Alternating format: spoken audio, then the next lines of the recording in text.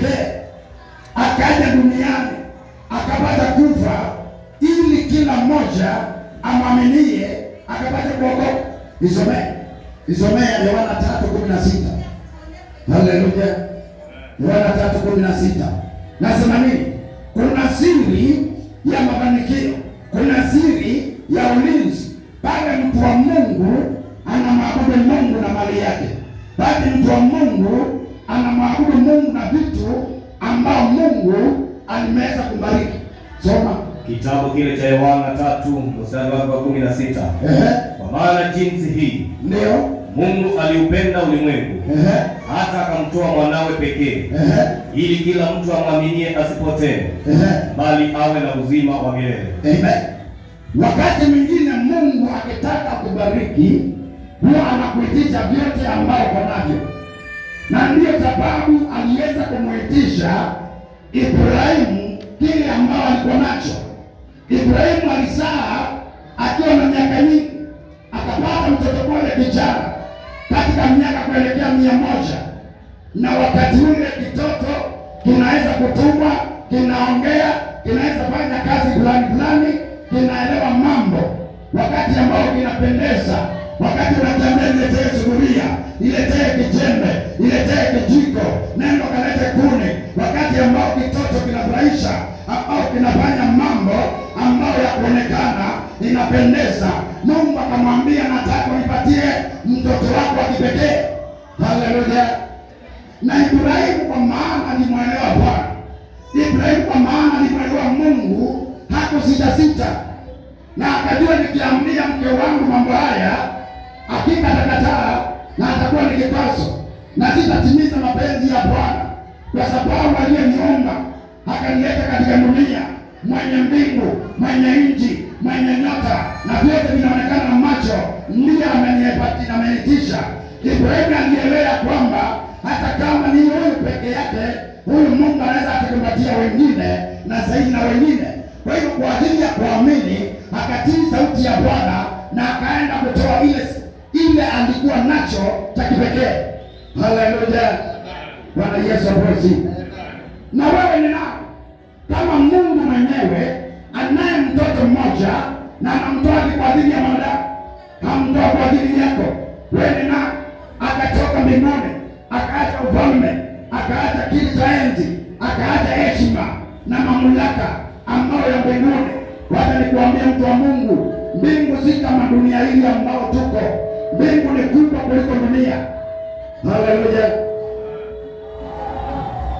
Mbingu hii ambao tuko nayo ni kubwa kuliko dunia. Haleluya. Mbingu tuko nayo huko mbinguni ni kubwa kuliko dunia, na inalo mambo mengi ya kufurahisha na heshima, na huko ndiko Yesu alikuwa nakaa kama mtoto wa mfalme. Haleluya. Na zaidi ya yote alikaa kama muumbaji, kwa sababu mbingu zinaelewa kwamba ni Yesu aliumba, zinamwelewa ni nani, zinamwelewa ni Mungu, zinamwelewa ni muumbaji, zinamwelewa ni mfalme. Na katika hali yote ambayo Yesu alikamilisha, aliweza kutoka mbinguni na Bwana akamtoa kama sadaka, ni kwa ajili ya faida yako na mimi. Haleluya. Nataka nikwambie, ukiuliza Waislamu Yesu ni nani, mwambie Yesu ni nabii, mwambie Yesu ni mtume, mwambie Yesu ni mwana wa Mungu, mwambie Yesu ni Mungu. Haleluya. Bwana Yesu apewe sifa. Jana nilikuwa ninakunywa chai pale mahali, Waislamu wengi tu wakanizingira. Waliposikia kwamba mimi ni mchungaji, wakaniuliza Yesu ni Mungu. Haleluya. Nikawaambia wacha Mungu, yeye ndiye alikuumba. Haleluya. Akasema jamaa kichwa kimemyatuka. Bwana Yesu apewe sifa. Nikamwambia unauliza maswali mahali ambao huwezi kujua damu. Wacha Yesu ni Mungu. Yesu ndiye aliumba, hata akakuumba wewe. Haleluya. Akaniambia kuna swali moja wanapenda kuulizana Wakristo sana. Wakaniuliza kama Yesu ni Mungu, nionyeshe mstari mmoja unasema kwamba Yesu ni Mungu. Wakaniambia hivi. Haleluya. Na kwa maana tulikuwa tumeketi hatuna haraka, nikamwambia wacha niwafundishe. Haleluya. Nikamwambia twende Mwanzo, Kutoka Mungu aliulizwa na Musa, wewe ni nani? Haleluya. Akasema mimi naitwa I am. Haleluya. Akasema naitwa nani? I am. Sijui kutoka ama ni wapi. Mstari wa 3. Musa aliona kambushi kanachomeka, akishuna ng'ombe. Haleluya. Kakachomeka. Ai, kuna nini? Akasema itaenda kushughulia hii kitu kinachoma na kichomeke ni nini? Alipokuwa anataka kukaribia, kaamua hapana, Musa asikunje, toa viatu, mahali hapa ni patakatifu. Na akaanza kusikia sauti ikiongea mahali pale. Na wakajadiliana na akatoka. Kwa hiyo Musa akamuuliza Mungu, nitaenda kuambia wewe ni nani? Haleluya.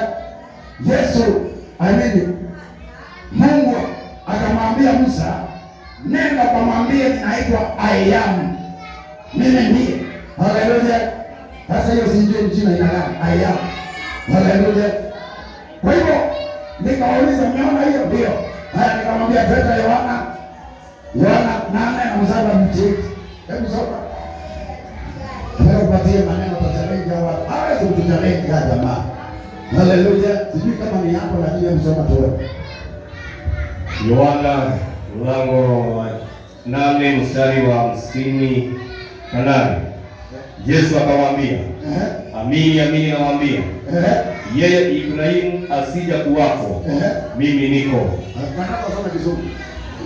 Jesus said unto them, verily, I say unto you, before Abraham was, I am. Amen. Hiyo ni nani? Ni Mungu. Haleluya. Alimwambia I am Musa kule, na akakuja kutuambia hata sisi I am. Maana yake ni nini? Mimi ni Mungu. Haleluya. Kwa hiyo kuniambia nionyeshe mstari mmoja Yesu anasema kwamba mimi ni Mungu, hiyo ndio mwanamuonyesha. Yeye ni yeye I am. Na kule mwanzo alisema ni mimi, na huko amesema ni mimi. Kwa hivyo Yesu ni Mungu. Haleluya. Kwa hivyo Mungu akamtoa mwanawe kipekee ambaye ni Mungu. Nikauliza, wewe ni msomaji ama si msomaji? Wakasema mimi ni msomaji. Na mtoto wako ni msomaji ama si msomaji? Wakasema ni msomaji. Kwa hivyo tuna makosa gani tukisema Yesu mwana ni Mungu kwa sababu nature yake ni Mungu? Mimi ni Mkamba kwa sababu babangu ni Mkamba. Na nikiitwa Mkamba haimaanishi kwamba mimi ni babangu. Hapana, mimi ni mwana Mkamba. Maana babangu ni Mkamba. Mtoto wa nyoka ni nyoka. Mtoto wa visi ni visi. Kama unanipata sema amen. Haleluya. Nasema nini? Nasema ya kwamba Mungu anataka tukapata kusimama ni kwa ajili ya kumtendea kazi katika njia ya matoleo yetu. Mungu anataka tukapata kumtolea, na maana yake si kana kwamba anahitaji kula, anahitaji kunywa, anahitaji mavazi. Hapana, kuna kitu Mungu anatafuta ndani ya mwanadamu, na kimoja kinaitwa kumwabudu, na kimoja kinaitwa kumuinua, na kimoja kinaitwa kumwabudu na kumtukuza, na njia moja ya pili Mungu anataka utiifu wako. Haleluya.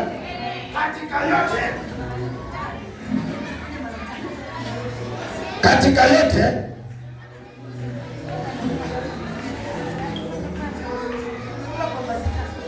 haleluya, haleluya, katika yote Mungu anataka utiifu, na utiifu ni njia ya kumwabudu Bwana.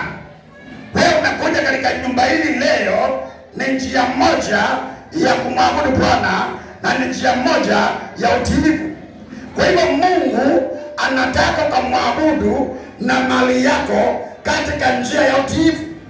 Na nimetambua siri moja ya kwamba kumtumikia Bwana na mali zetu kunaleta ulinzi katika maisha yetu, kunaleta baraka katika maisha yetu, kunaleta kuongezeka katika maisha yetu, kunaleta kuinuliwa katika maisha yetu.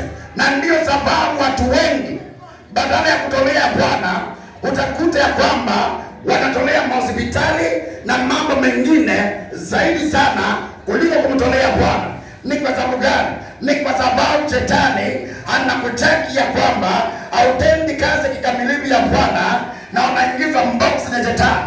Utakuta watu wengine ikifikia mwisho wa mwezi wanatumia zaidi ya 10,000, 8,000, 3,000 ni kwa ajili ya magonjwa ambayo haisaidi kuwa ndani yako. Ni kwa sababu gani? Ni kwa sababu ya ulinzi hauko na wewe, ni kwa sababu utalei Bwana. Haleluya. Yesu anaongea mahali hapa methali, anasema mheshimu Bwana kwa mali yako, waabudu Bwana kwa mali yako.